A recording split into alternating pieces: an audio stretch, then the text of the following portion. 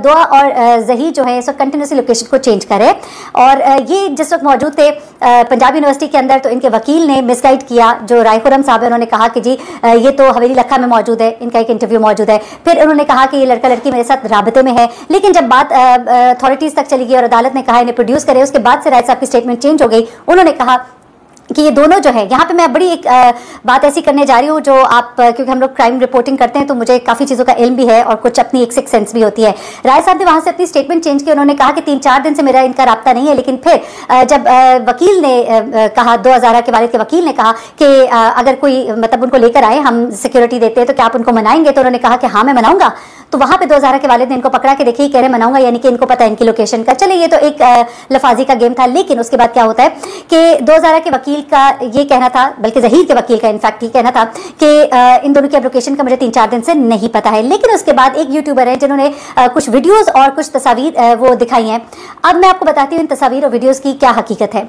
Basically ये तस्वीर और वीडियोस जो है, ये मैं नहीं कहती कि कोई उस यूट्यूबर ने खुद से बनाई है या कोई इस तरह की गलत है, लेकिन ये वीडियोस जो है शेयर की गई हैं इनके साथ मुबैना तौर पर वकील की तरफ से, और जो मेरे ज़राए बता रहे हैं। और इसलिए क्योंकि वकील साहब को बहुत ज़्यादा कुछ चैनल्स जो है थोड़ा उनका इंटरव्यू दिखा भी रहे हैं, उनका पॉइंट ऑफ व्यू जो उसको मानते हैं, वो एक्सेप्ट करते हैं। हर एक का अपना पॉइंट ऑफ व्यू है। मैं ये नहीं कहूँगी कि वो उनको कोई प्रमोट करे या कोई पैसे लेके, हरगिज़ ऐसा नहीं होता। मैं जानती हूँ कि कोई पैसे वाला मामला नहीं है, लेकिन चूंकि उनका स्कूल ऑफ थॉट ये है, उनको समझ आती है कि बात सही है, वो उनके साथ जुड़े हुए हैं, तो इसलिए उनको वो इन्फॉर्मेशन मिल रही है। वकील साहब ने वो तमाम वीडियो जाहिर सी बात है बना के रखी होती है इन्हीं पर्पजेज़ के लिए, क्योंकि वकील साहब का एक इंटरव्यू मुझे याद है जिसमें उन्होंने कहा था कि इनकी सालगिरह की तस्वीर मेरे पास आई हैं, उन्होंने अपनी तस्वीर शेयर की हैं, वो बड़े खुश हैं, वो घूम रहे हैं, फिर रहे हैं, और आने वाले वक्तों में वो और वीडियोस भी शेयर करेंगे उसी चैनल पर, वो आप सब देखेंगे। लेकिन इन तस्वीर और वीडियो से आपने परेशान नहीं होना है, क्योंकि हमारा पॉइंट ऑफ व्यू ये नहीं है कि दुआ खुश है उधर के नहीं है। मैंने कभी नहीं कहा।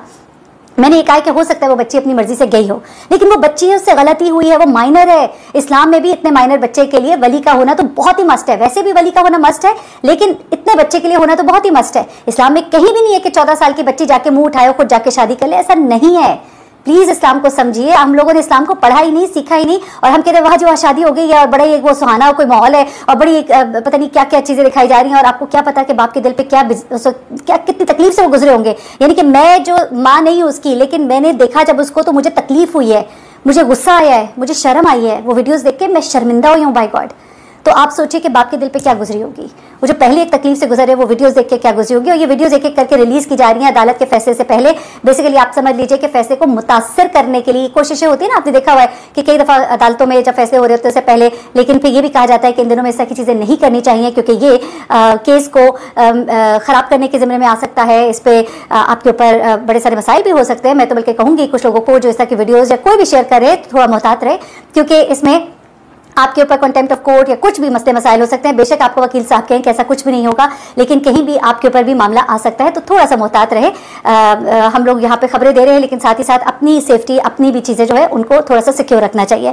अच्छा, दूसरी बात यह है कि मैं बिल्कुल नहीं कह रही कि वो तस्वीरें फेक है या वीडियोज़ फेक है। मैं समझती हूँ कि वो फेक नहीं है। बड़े दुखी और भारी दिल के साथ मैं ये बात कर रही हूँ कि वो फेक नहीं है। पहुँचाने वाले वो वहीं पर है, वो इनको वकील साहब के थ्रू ही मिली है। मेरे अपने ज़राए ने बात बताई है, मुबैना तौर पर मैं कह देती हूँ, ताकि हो सकता है मैं गलत भी हो सकती हूँ, लेकिन जाहिर सी बात है और कोई सोर्स इस तरह का है नहीं। मेरे अपने भी राब्ते हैं बहुत सारे, और उनकी फैमिली के पास ये वीडियोस मौजूद है, फैमिली के मेंबर्स के पास वीडियोस मौजूद है। तो ये तमाम तरह हकीकत है इन वीडियोस की और इन चीज़ों की। अब जरा आ जाते कि क्यों ज़हीर जो है अब बुरी तरह से फंस चुका है और उसने पकड़े ही जाना है। इसलिए मैं तो मशवरा दूंगी ज़हीर की फैमिली को भी, जो अगर मुझे सुन रहे हैं, तो ज़हीर को कहे कि कम अज़ कम लड़की को तो प्रोड्यूस करे और खुद भी कोशिश करे कि पेश हो जाए, क्योंकि इस वक्त ज़हीर का मामला बड़ा ख़राब है। ज़हीर के ऊपर बड़ी ही सख्त दफात लगने वाली है और उसकी वालदा बड़ी परेशान है। इसीलिए वो इन बच्चों के साथ इस वक्त घूमे फिरेंगे है, क्योंकि उनको समझ आ गई है कि मेरे बेटे की जिंदगी अब नहीं बचनी है। उसकी वजह क्या है, उसके लिए मैं अगली एक वीडियो बना रही हूँ जिसमें मैं आपको बताऊंगी कि वकील साहब ने बड़े ही खौफनाक इंकशाफात किए हैं, क्योंकि इस काम में ताउन करने वाले हर शख्स के ऊपर बड़े बड़े सख्त इल्जामात है। कुछ लोगों के ताने बाने जुड़े हैं कुछ ऐसे लोगों के साथ जिनके ऊपर पहले इल्जामात रहे हैं, जो गिरफ्तार रहे हैं। अब देखिए मेरी बात जरा गौर से सुनिएगा। जो गिरफ्तार रहे हैं लड़कियों को अगवा करने और शादियां करने के मामले में, उनका एक पुराना ट्रैक रिकॉर्ड है। इस तरह के लोग हैं ये, और उनके साथ अब ज़हीर की रिश्तेदारी और ज़हीर का साथ उनके उठना बैठना। अब आपको ये भी बताऊं कि ज़हीर के पास ना इतने पैसे हैं ना कुछ और, शहर शहर जाना, और जिस तरह से उसके अब शराफती कार्ड जो इनके ब्लॉक करने का हुक्म दिया गया है, तो मुख्तलिफ शहरों में मूव करना भी इनके लिए मुश्किल हो जाएगा। इसलिए इसका पकड़ा जाना ठहर गया है। मुखबिरों को इत्तला मिल गई है। हर इलाके में चाहे रावलाकोट हो, बालाकोट हो, कोटली हो, बाग हो, आज़ाद कश्मीर, पाकिस्तान, किसी भी नदर्न एरियाज में वो जाएंगे, वो इस कदर एक उनकी शक्ल पहचानी गई है कि अगर वो मास्क भी लगाते हैं तो मैं दूर से देख के पहचान सकती हूँ कि ये दुआ है और ये जहीर है। तो इनका छुपना अब मुश्किल हो गया है। अब तो यहाँ तक डिसाइड किया जा रहा है कि इनके ऊपर इनाम रखा जाएगा। जब इनाम रखा जाएगा तो वो जहाँ भी जाएंगे इनाम के लालच में कोई ना कोई इनके बारे में मुखबरी कर देगा। इसलिए बचना बहुत ही मुश्किल हो गया है और बेहतर होगा कि अब वो अदालत में पेश हो जाए और जो लोग हैं इसमें शामिल अगर तो बता दें। कोई वादा माफ गवाह वाला भी मामला हो सकता है। मैं अब कुछ हिंट्स दे रही हूँ, मैं इससे ज़्यादा की बात नहीं कर सकती, लेकिन इस बच्ची के साथ ज्यादती की गई है। ये कमसिन बच्ची थी, इसको अकल नहीं है, शऊर नहीं है और जो कुछ हुआ ये बहुत गलत हुआ है। अब मैं आपको ज़रा सीधा सीधा कुछ पॉइंट्स बता देती हूँ कि अदालत के अंदर जो मेन चीज़ें हुई हैं वो क्या है, क्योंकि अदालत के अंदर अब ये बात क्लियर कट है, इसमें अब कोई दूसरी राय नहीं है कि अब तमाम सूबों की पुलिस को, आईजीज को हर हालत में इनके साथ कोऑपरेट करना पड़ेगा। क्योंकि इससे पहले मामला ये हो गया था कि केपी जो है, केपी उन्होंने कह दिया जी हमारे जो है होम डिपार्टमेंट हमारे यहाँ पे अभी बात नहीं पहुंची, जब तक वहां तक पहुंचे तब तक वो वहां से निकल के आगे बालाकोट चले गए। तो ये तमाम तर मामला अभी तक हो रहे थे, तो अब ये नहीं हो पाएंगे क्योंकि अदालत आलिया ने बड़े ही सख्त अहकाम दे दिए हैं। वो अहकाम क्या है जरा आपके साथ शेयर कर लेती हूँ, वो भी आप सुन लें ताकि कुछ चीज़ें जो है उनकी वजाहत भी हो जाए। तो जनाब एक एक करके जरा जल्दी जल्दी बता देती हूँ आपको क्योंकि वक्त मुख्तसर है और वीडियो पे लंबी हो जाती है। एक तो यह है कि अदालत ने यह कहा है कि पुलिस जो है वो बड़ी परेशान थी क्योंकि गुज़िश्ता समात पर आईजी सिंध को सिंध हाईकोर्ट ने हुक्म दिया कि हर सूरत में बच्ची को पेश किया जाए, लेकिन आज फिर प्रोड्यूस करने में नाकाम रहे।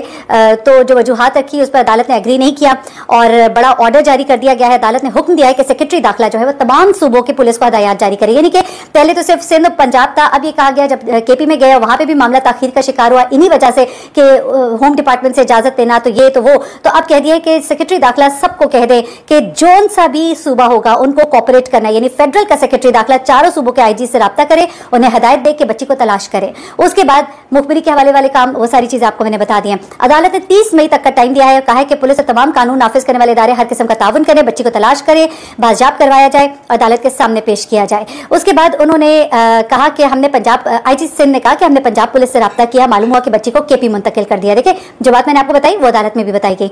उसके बाद डीआईजी की जानिब से बताया गया कि मॉडल कोर्ट लाहौर में लड़की का 164 का बयान रिकॉर्ड हुआ था और उसके बाद हमने बच्ची की उम्र के तयन के लिए दरखास्त दी, लेकिन वो दरखास्त मुस्तरद हुई और उसके बाद अदालत ने रिमार्क्स दिए कि मामला यहाँ का है, केस यही खत्म होगा और ये हतमी फैसला है।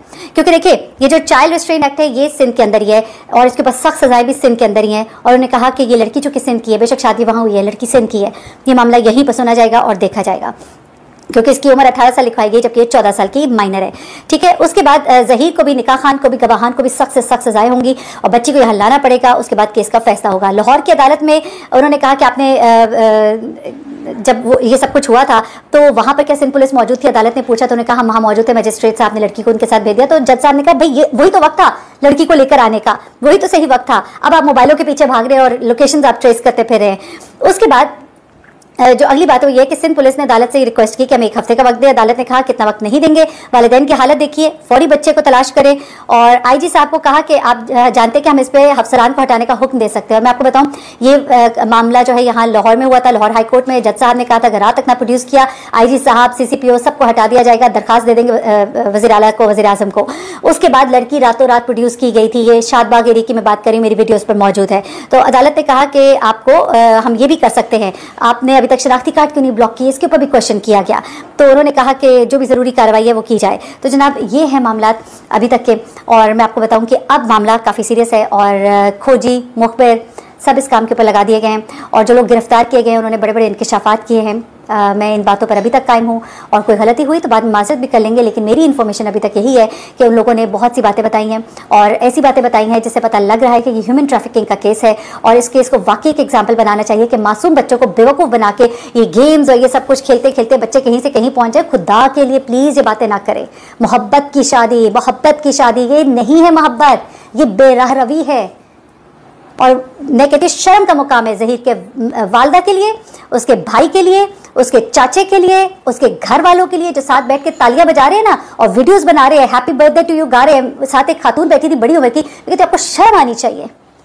लोगों की माएँ रातों को सो नहीं पा रही, रो रो के उनकी आंखें सूज गई हैं और आप यहाँ पे बैठ के तालियां बजा रही हैं, खुशियाँ मना रही हैं। कैसे कर सकता है कोई इंसान? और फिर जब आप ऐसे करेंगे तो फिर आप जवाबदेह भी होंगे। अगली वीडियो जरूर देखिएगा, उसके अंदर बहुत सी मालूमात हैं, जिसके अंदर वकील इस मामले को कहाँ तक देख चुके हैं, कौन गिरफ्तार हुआ है, किसने क्या बयान रिकॉर्ड कराया, वो सब कुछ आपको बताऊंगी। अपना बहुत ख्याल रखिएगा, अपनी दुआ में मुझे याद रखिएगा। अल्लाह हाफिज़।